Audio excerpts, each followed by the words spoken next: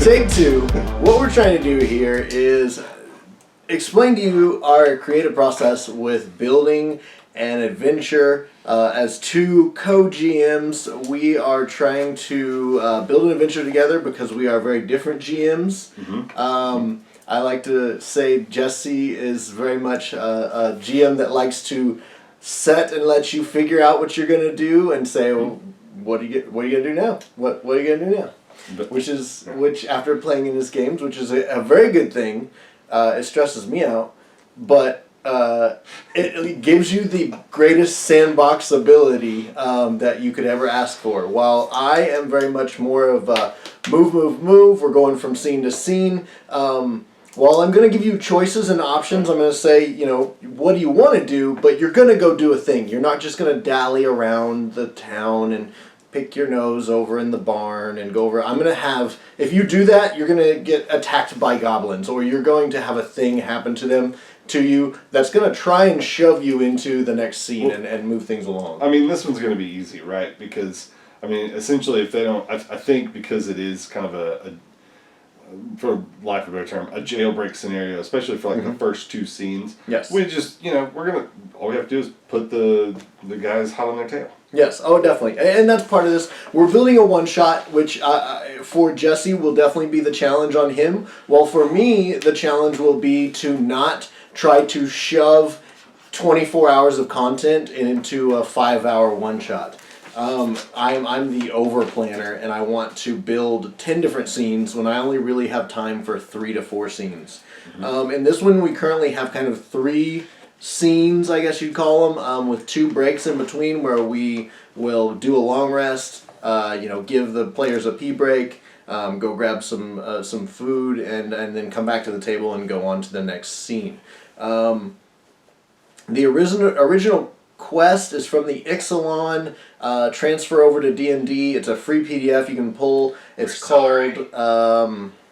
is called X Marks the Spot. We are modifying it and taking it, so if you want to go look at it, you can. But at this point, players, if you want to play in this campaign, especially in the Oklahoma City area, you will not need to watch past this point. If you want to ruin it for yourself, you can continue watching, please. But otherwise, please turn it off. Come back whenever we show videos that are for players, not for GMs. These are for GMs showing our creative process and how we're going to build this scenario, and hopefully they can use it as well. We will post this online along with the videos as we move through the building process so you can see what we're doing, and if you want to steal from it, please do. We steal from everyone else on the internet. It's a great resource. So, we're changing the name. I was thinking Prisoners of Ixalan. It's kind of Ixalan. It's kind of a throw to Harry Potter. I like it. That's what I came up with. That's my one contribution for the week, I guess. I was going to say, rename. If the only thing I would hope is that whoever actually built the original adventure, if they do see this, they're like, oh, that's cool, and I'm glad they paid homage in a fun way, not a complete steely way. Yeah. Yeah, that's fine. No. Hey, what was it? What do you want to start? You want to start so we lost all the video. This is... We did, yes. Hold on. I wanted to Go ahead. This is not my forte. Just in case you put all of this on there. Yeah. I want my disclaimer in. But what I will say is our first video was, I think, really good. It's hard to re-say stuff. Because we've already, at this point, we've talked about, this will be the 3rd time. And so we've covered most of our bases, so we're gonna try to recreate the magic. Yes, and we're still refining. That's probably the best part. And while I feel we can continue to go over these things, because even the things we went over on the video we last shot that wasn't usable, I have questions about for Jesse on some of the things that he had, so that we can better tweak those items. And we are coming together. I guess the explanation of this adventure is he will run a party and I will run a party. I was wondering if you were thinking 4 to 5 players. This week I was like, maybe 5 players is too much per team. So how do you feel about bumping it down to 4 each instead of 5 each? I don't. Are you okay with 5? So here's the deal. Because you've got this thing on rails, I think, and like I said, it's action economy. I think you've gotten a little more experience with D&D at this point. And so, the reality is that action economy is what everything hinges on. So when you're talking about 4 players, that means spotlight time should be 25% of the time for each of those players while they're at the table. Yep. When you bring them together as 8, you're dividing that literally in half. And that was kind of my thought process on those combined battles that we're talking about doing with 10 players. Wow, one round would take an hour. If you really get into the nitty gritty, or if players are newer and don't know what they're doing or anything like that, Yeah, so this is kind of where and this is where some of these things in D&D aren't going to really mesh well. At least the rules as written. However, that's something I was going to bring up with you tonight. I'm a big fan as either rules as intended or the GM's version. Yep. I mean, this is not going to be this is not your grandpa's D&D. This is how we want to run it. And I take a lot of the stuff, like I originally started learning D&D, how to DM, from a really good friend of mine and from a few really good friends of mine, and Christopher Perkins. And if you look at Christopher Perkins, you watch those Acquisitions Incorporated videos, very rarely do you see like, oh, the distance is this far, and it is much more right. It's much more theater of the mind. It's much more just I want to do this, and then he either describes that thing or he lets them describe that thing, and then they move forward with the scene. Now, if you listen to the very first start, that's not how they started. We're not here to talk about other people's stuff. Yeah. But the point being, I think we could do it with 10. Because you've got kind of this unique situation, and I think it's really going to just depend on how long the run time is. Okay. And I wanted to talk about run time. I wanted to talk about the things that I want to talk about with you today is action sequences versus dialogue sequences, and just how those are split up. Now, sadly, I left all my notes at work, so I'm going to be doing this all by ear, but that's okay. Okay. That's all right. But that's the stuff I want to talk about today. Okay. Great. So we have it. I guess we're gonna break this up into 3 sections. We may make this into 3 different videos depending on the lengths of them. But I guess the main thing that I want to do is start with scene 1. Explain what's going on. We'll start out with having 2 parties, each in a cage or prison cell, and that's where we will start the story. One group is in cell 1, one group is in cell 2.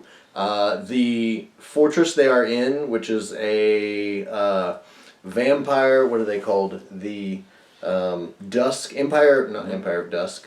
So it was the Dusk Empire. Am I wrong? No, it's Sun Empire, but Legion of Dusk. The Legion of Dusk. There you go. Legion of Dusk vampires have captured these guys, and those that are not vampires will be drained of their blood and fed to the vampires because they are prisoners, and the Legion of Dusk feeds on the inhabitants of Ixalan because they're conquering the country. So I actually wrote dialogue for this, for Alante. Awesome, good. We will have a NPC Alante, who is a cleric vampire, and she is kind of betraying the Legion of Dusk because her faction is kind of against this conquest of Ixalan. So when the attack happens on the fortress, she sneaks into the cell area because the guards are distracted by the attack, and kind of proposes to both cells, okay, I need one group of adventurers to assist me in obtaining the Hierophant's Chalice. Yep. And, okay, now convince me who deserves to This is go. what I was talking about. Yes. So I'm trying to remember it by ear. I'd actually written out a good bit of dialogue. So she's going to come in, all the craziness is happening, and then High Priestess Alante enters. I was just really thinking about it, and I was like, you know what? I'm picturing a very prim and proper, but very, like kind of fiercely awesome vampiress, who, she's the high priestess to the arch, what is it? Not diocese. I forget what the, I had the whole hierarchy of the, I was thinking we go Catholic Church, we go French for the vampires. I think that'll be a lot of fun. And so she's going to come in and she's going to basically, say to them, I'm looking for a vicar. She's not looking for, which I found out today, is someone that is that the church pulls in to do work for them, like contractors. Yeah. But it like kind of embodies the spirit of the church. So that's what she's looking for. She's not just looking for. So she's going to go. I'm looking for a vicar, my offer is, your immediate freedom, as well as, if you succeed in your task, you can have the option of either, eternal life or enough, jewels and gold to buy a ship of your own. Okay. Yep. So that way, whichever kind of, players we end up getting, either one of those are going to be that's pretty good like offers. she's willing to bargain with them and be like, oh, well, I just need passage back to, Faerun or Sure, some other area that they want to get to because they want to get off Ixalan, or yes, I want to be a part of the part Legion of Dust. Yeah. So I love that. So that's great. So she gives them the offer, and whichever group convinces her that they will be the best party to go, she will unlock their cell and bring them out of the area. She's going to help them get down the old body chute that they throw the dead bodies after they drain Slaughter chute! Down that. And down there they will find enough, their gear, which has been chucked down there because they didn't expect them to survive it anyway. So their gear will be waiting on them, and they will need to get to the shore, because it kind of drops into the ocean, and they have to swim the shore with their gear. And or actually, what we've done is we're talking about going down into the sewer encounter. It drops down into a sewer area. We have rats and maybe a pudding encounter to have them go through before they get to the ocean area, and that's where they'll find their gear is down in this little dungeon-y area, and have to deal with that type of enemy, and then escape. They will end up kind of outside the castle, out near the where the murder chute kicks out its dead victims that have been digested and spit out by the rats and puddings, and they will make their way to where they will meet up with a pirate crew that takes them onto the Sunset Wave ship with Captain Lannery. Now, the other group is left to die. Fortunately, the attack is a ship called the Bloody Duchess. The Bloody Duchess fires cannonballs into the fortress and blows open their cell, freeing them. And at this point, Chassa, the Gorgon, it is kind of stands up from being, flips her cloak off and says, "All right, anybody who wants to live, come with me." They work their way up, maybe like a guard tower or is what I'm envisioning, some sort of moving to higher ground in the fortress to where the airship of the Bloody Duchess can swing by, and they can jump onto a cargo net that's swung down for them to jump on and get away. Now, during this period, this will be where they fight some just guard number 1, guard number 2 that come up and try and work on them. Leroy and Charles. Yeah. So these guards come and are hindering their process as they get up the area to jump onto the ship, and we may have a scene where what are we talking about? Chopping the cargo. Yeah, I was gonna say you had a really good idea of I want to really show that these guys are kind of maybe not on the side of the players, but definitely not against them. So they're just chopping people off. Other pirates because you're too heavy, and because we want to definitely have that little Pirates of the Caribbean feel. Johnny Depp. They are being picked up by pirates, so they are only as good as they can be to the pirates. So they better show that they're worth it. Otherwise, they may be tossed overboard, or may have to walk the plank or something. So that's how they get to their ship. Now I guess this is where we explain we need to where the temple for the chalice is requires more than just sea travel. So these ships can go kind of use a inflatable balloon, dirigible. To become airships. And so sometimes they go along the sea, other times they inflate their balloon and take off and go inland as far as they can until they get to the deepest part of the jungle where they can't land anymore. So they'll land at the last possible second so they can kind of land and explore deeper into the jungle. So both ships, now both pirate ships are full of crew, and that's where the first long rest happens once they've kind of met their captains. And long rest number 1. So I was ask, do you want to talk about Act 1 now, or do you want to go through all these and then? I mean, yes, I guess anything you have on.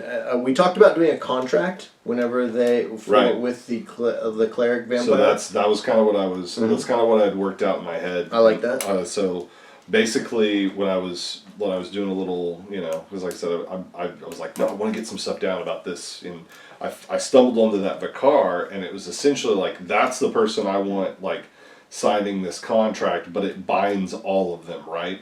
And that's where we can talk about, okay, this is like some heavy duty blood magic, because I definitely want Alante to be, I want her to be a pretty powerful ally to the players. Okay. Like maybe not just, an altruistic person, but a live by the code person. I want her a non-morally corrupt NPC. That was what I was going to say, because we don't really have many of those, and we're not going to have a whole lot of time to introduce them. Yeah. I was thinking maybe another good time would be the merfolk if we wanted to play that. But what I was going to say is I started just tracking, okay, we have dialogue to start, which we have a lot of heavy dialogue and RP in that, and then we have two quick, because they're not going to be extremely, they're probably not going to be deadly encounters. We might make them deadly just because D&D goes a little soft in my opinion. Yep. And then we'll be level 5 I think is where we're going to start everyone off. Yep, we talked 4 or 5. I'm 4 or 5, okay yeah. with Either one of those is fine, yeah. And then we can just cut to the chase there. But we essentially have one big dialogue and one big action sequence. Yep. And some of the Act 2 and a little bit of Act 3, I think I want to talk about doing some revisions, but I just want that's what I wanted to throw at you. Well, I think that's everything in scene 1. So we have 1 hour. The main thing about one-shots is you have to play to time. I jacked this up in the last one-shot I did, which Jesse took part in. It was a Vampire the Masquerade, and we got to the final scene, but it was probably 11:30, 12 at night by that time, and everyone was exhausted. I could just see the tiredness in everybody's eyes, and I was like, you know what? We're going to call it there, and we'll come back and do it another night. We never got back to it because we were in the middle of COVID, and just time never allowed, but what I should have done is I should have cut the middle scenes and then gone straight to the ending scene. Problem was the way the story was, it probably wouldn't have. I would have had to really get imaginative to make it that work. But in the end, they missed the awesome heist scene that I'd planned, and instead kind of did. They did a bunch of RP role playing stuff. And I think you fought maybe one group of the Dawnbringer guys or whatever. I figured we got about a quarter to a third of what you had really wanted to throw at us before we kind of cut it. Combat-wise, yes. My players really didn't get to flex their combat muscles, but they got a lot of role-playing, and I know my wife had a blast doing it. So, because she's a role player, she's not a sword and sorcerer, fighter. So she loved that part of it, but at the same time, I didn't get to allow them to use their vampiric powers the way they could have in combat, for the most part. So I let my crew down in that, and I should have made cuts or at least shortened scenes. So you got to stick to a time. You got to keep a clock somewhere you can see it. Keep maybe an alarm even is probably what I will use. And once you get to scene 1 has to end in 1 hour. Otherwise, we're gonna have to start cutting stuff throughout the rest of the scene. So we gotta get through it. Combats should be 1, 2, 3 rounds maximum, and then done. Whatever that means. Does it mean that the monster scurries away for an unexplained reason? It needs to be finished. So you need to come up with a good reason why that combat is completed. And the main thing is that you need to not give your players an enemy they can't deal with decently quick. You need to almost, I would say, use kind of a abbreviated combat system, maybe even in this version, where you say, okay, what do you want to do, and go around the table. Okay, you want to do that. Okay, you want to do that. What do you want to do that? And depending on time wise, if we're running late on time, that's how I would modify, is go to what do you want to do? Okay, all of that happens. Everyone roll. Okay, you did good. You did bad. You did good. You did good. Okay, and then narrate. Okay, you swung your hammer and hit the slime. You unfortunately missed and slipped in the goop that the slime had made. You kind of go around the table and do a quick version of that and move through it. So that's where you have to stick to the times. Otherwise, this one shot will never work. And that's the challenge, because the first thing that Jesse asked was like, oh, we should turn this into like a 3-part series. So I was like, no. That's the whole point, is we got to do a one-shot. So we have to stick to our... yes. So, that's where we are with scene 1. I think we can rip through it. We get to a long rest, give the players a break, and that's where we're going to end that. So we're gonna take a break here, and we will come right back.